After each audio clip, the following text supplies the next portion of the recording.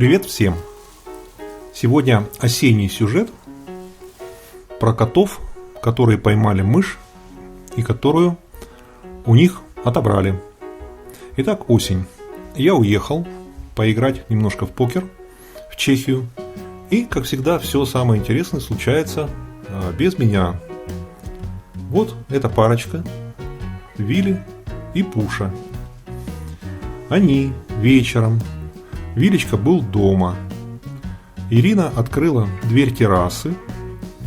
И вдруг она увидела, что там стоит Пуша, подумала, что Пуша хочет зайти, открывает дверь, и первый заходит не Пуша, первый забегает мышь. То есть Пушка стояла на террасе, уже темно, не видно, что там снаружи. Она притащила мышь и ее положила, видимо, она ее думала, что мышь уже никуда не убежит. Но мышь, увидев открывшуюся дверь, побежала в дом. Вилечка увидел, обалдел.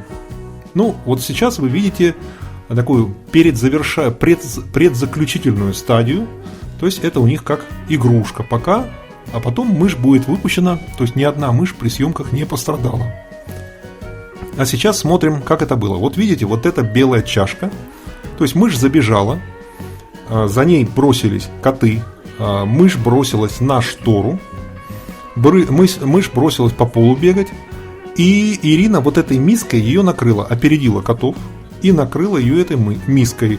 И мышь стала бегать внутри, вот как белка в колесе, она стала бегать внутри по кругу. Коты обезумели от такого зрелища. Вилечка пытался перевернуть, но не получилось. Потом, пытаясь ее достать из-под этой чашки, Ирина мышь упустила, та пулей взлетела на штору. И Ирина тогда подставила пластмассовый лоток под штору и стала эту штору трясти. Причем кругом коты, которых она отгоняла одновременно с этим. Ну, естественно, она ничего этого снимать не могла. Ну, тряханула, и мышь упала в этот лоток. И тут уже она стала снимать. Вот она их насыпала ей овсяных хлопьев, мышь поела и стала бегать. Это обычно, это не полевка, это не водная полевка. То есть не крыса, а это маленькая мышка, обычная. И что делать дальше? На улице тем временем шел дождь сильный. То есть выходить ее, там, ну, надо пройти порядка там, 15-20 метров до поля и на поле ее выпустить, ну, не хотелось под дождем. Кроме того, хотелось дать котам немного поиграть. Ну, поиграть гуманно. То есть те игрушки, которые продают в магазине, они, конечно, котов не интересуют абсолютно. А вот та игрушка, которая была придумана вот с этой мышкой, им понравилась. Ну, вот Вилли ходит, ищет по следам, он идет по следу. Вот, да, вот он все направляется туда, к шторе. И что же будет? Коты, конечно, в полном удивлении и возмущении. Вот видите, он тоже немножко мокрый, отряхивается, они с улицы, с дождя. А мышь тем временем в этом контейнере была накрыта крышкой. Крышка там плотно фиксируется, там ручки, которые закрываются и плотно фиксируются.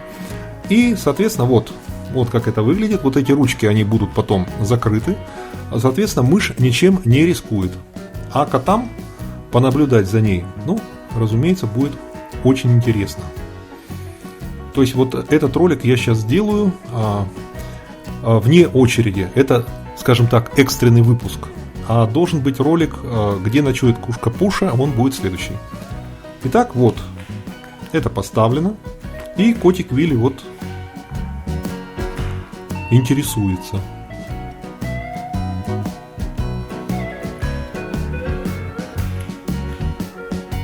И он не может понять, как это так. Он пытается открыть.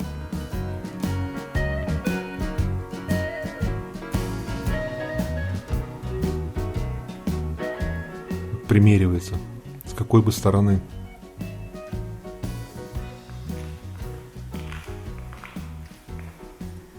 То есть вот он начинает лапами толкать, пихать, мордой, носом, но все не так просто.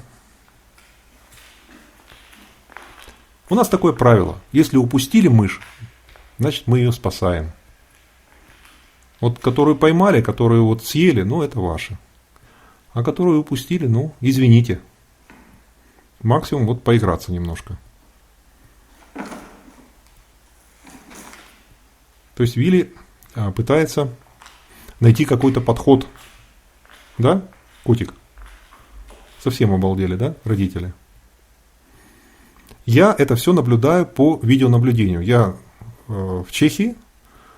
Ирина мне вот позвонила, сообщила, что происходит. Вот, у нас установлено видеонаблюдение, я его включил и наблюдаю всю эту картину через камеру. А Ирина снимает.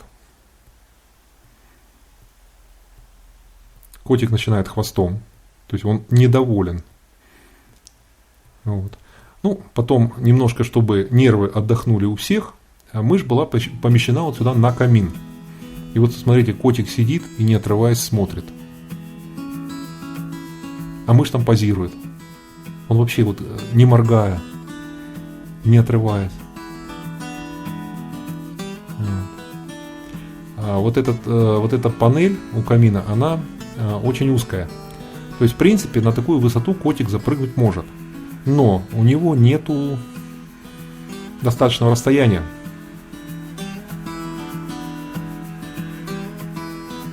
Вот он осматривает всякие варианты. Он, кстати, ночует на чердаке и много раз пытался залезть туда через камин. То есть он понимает, что этот камин, там есть какое-то отверстие, которое идет наверх. И когда вот эта дверь открыта, сейчас дверь камина закрыта. Но когда она открыта, несколько раз он пытался туда залезть и интересовался, нельзя ли, не выходя на улицу, прямо из дома попадать на чердак. То есть у него вот в мозгах просто удивляешься иногда, что у него там есть. Ну, пришла подмога. Пушка нагулялась. Сидит. Ну, естественно, мокрая.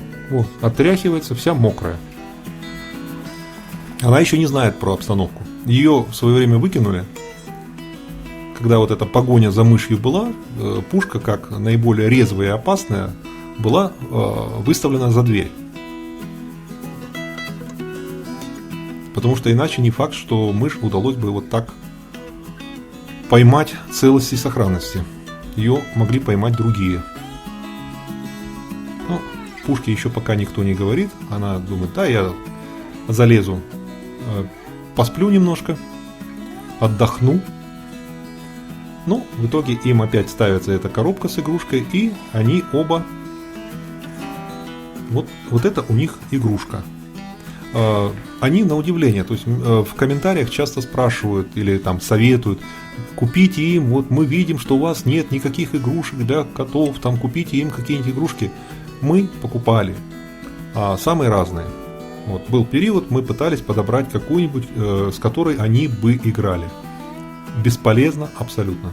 То есть их все вот эти искусственные штуки не интересуют. У них живые мыши бегают, настоящие. У них там белые коты по соседству. У них участок, там лебеди приходят всякие. То есть у них развлечений вот таких достаточно. И искусственную вещь, которая вот такая,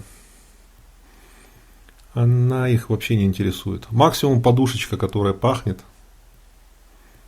Вот это еще как-то. Ну вот, Вилечка. Так он сидел, гипнотизировал мышь. Вот. Ну хотя бы его можно было снять спокойно. Сидит, смотрит. Наверное, слюни пускает. Да, Вилечка? Вилечка у нас с мышами разбирается, конечно, безжалостно. А там стоит кошка, которая вот из Японии. Ну, она сильно меньше Вилечки. Смотрите, смотрит, взгляд какой. Обалдевший. Неужели у нас дома будет жить своя собственная мышь?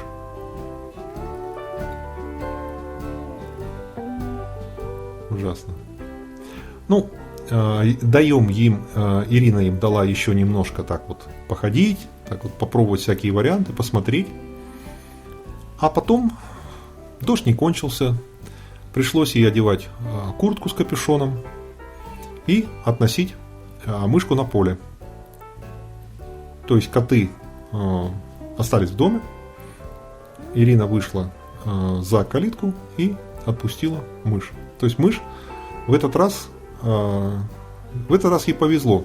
То есть, как ни странно звучит, но ее решение бежать от пушки именно в дом, а не куда-то в другую сторону, было правильным. Просто если бы она побежала по террасе куда-то к кустам, там, к цветам, ну, у нее шансов не было. То есть пушка бы ее, конечно, в 1-2 прыжка достигла и принесла Вилечке. Вот, смотрите, пушка тоже обалдела. И нагнется и посмотрит, неужели это мышь? Неужели так может быть? Неужели так бывает? Я представляю, мышь сейчас смотрит, и там 2 вот этих монстра. И при этом мышь, обратите внимание, она пытается найти выход. То есть она не сидит себе спокойно, понимая, что она, в общем-то, в безопасном укрытии, а она пытается найти выход. Бестолковая. Ну, она, кстати, подъела там довольно хорошо вот эти хлопья. Ой, Вилечка полизал пушку. Коля уж подвернулась так. Вот. А я все это прозевал. Жаль, конечно, если бы удалось застать с самого начала вот это развитие, с камерой снять, включая погоню, ну, это было бы, конечно, гораздо интереснее. Ну, у меня другие заботы. А вот эта тележка. А на эту тележку у нас станет лодка. Она уже стала, я ее уже вытащил. Мы вместе всей семьей постарались, так сказать, и выкатили лодку на берег, уже на зимнюю стоянку. А коты наслаждаются последними теплыми деньками. У нас еще продолжается, в общем-то, плюс 10-15 и солнечно. В Каринтии кругом было наводнение, было какие-то ужасные такие потопы, даже с некоторыми такими серьезными материальным ущербом в некоторых районах, но у нас на озере ничего такого не было. То есть мы плотно зажаты горами. На этом все. За мышку не переживайте, с ней все хорошо. Кликните, пожалуйста, котика, подпишитесь на канал. И успехов вам!